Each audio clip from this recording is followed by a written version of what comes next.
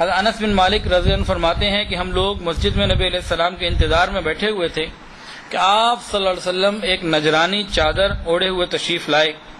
آپ آ رہے تھے تو اچانک سے پیچھے سے ایک دیہاتی آیا اور اس نے آپ کی چادر کو پکڑا کونے سے اور کھینچنا شروع کر دیا، یہاں تک کہ اتنا قریب کیا اس نے نبی علیہ السلام اس کے سینے کے قریب ہو گئے.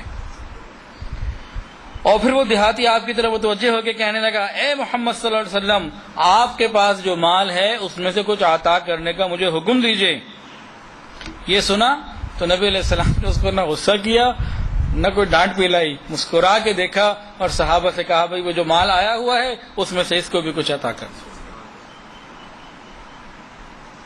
تو بعض دفعہ یہ مانگنے والے تکلیف پہنچاتے ہیں تو کوئی بات نہیں، تو سلسلہ اوپر سے چلا آ رہا ہے، تو ہم نے ان کی تکلیفوں کو نہیں دیکھنا، عمل کو دیکھنا ہے، دینا ہے. ایک اور واقعہ، حضرت ابو ہریرہ رضی اللہ عنہ فرماتے ہیں کہ نبی علیہ السلام مسجد میں آ کر ہمارے پاس گفتگو فرما رہے تھے. ایک مرتبہ تشریف لائے آتے تھے، مطلب ایک دفعہ تشریف لائے، گفتگو فرمائی، پھر آپ اٹھے اور اپنے گھر حجرہ مبارکہ میں تشریف لے جانے لگے.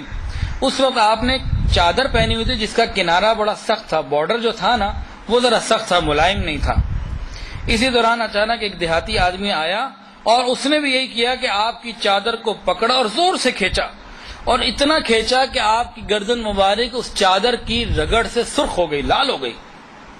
سخت تھی، اس کی جو بارڈر تھا وہ سخت تھا. پھر کہنے لگا، اے محمد صلی اللہ علیہ وسلم، میرے پاس یہ 2 اونٹ ہیں، ان میں سے ایک پر کھجور مجھے چاہیے اور ایک کے اوپر جو مجھے چاہیے. اب حکم دیجئے صحابہ کو، ایک کو کھجور سے بھر دیں، ایک کو جو سے بھر دیں.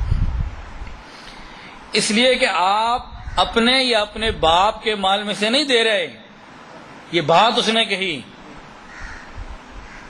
پہلے تو کتنی زور سے تکلیف پہنچائی، آپ کی گردن مبارک لال ہو گئی، اور کہنے لگا میرے پاس 2 اونٹ ہیں، ایک کو جو سے بھر دیجئے اور ایک کو کھجور سے بھر دیجئے.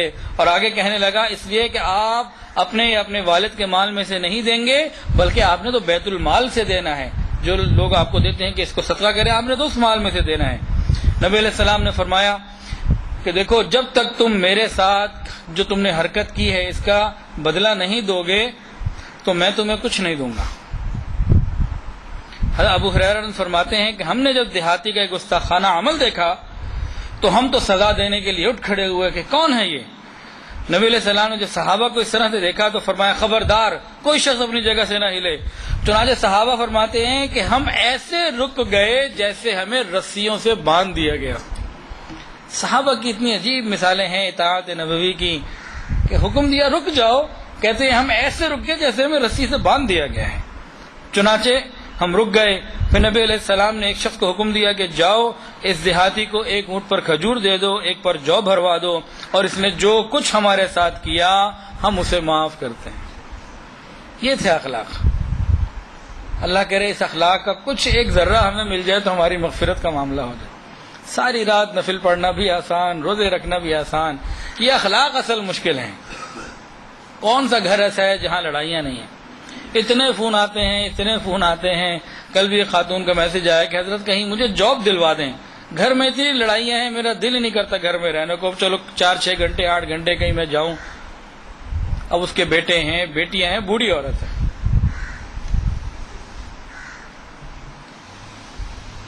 تو یہ اخلاق اگر ہمارے اندر آ جائے، نبی علیہ السلام نے تو غیروں کے ساتھ ایسا کیا، دور والوں کے ساتھ، ہم تو ماں باپ کے ساتھ، قریب والوں کے ساتھ ایسا نہیں کرتے.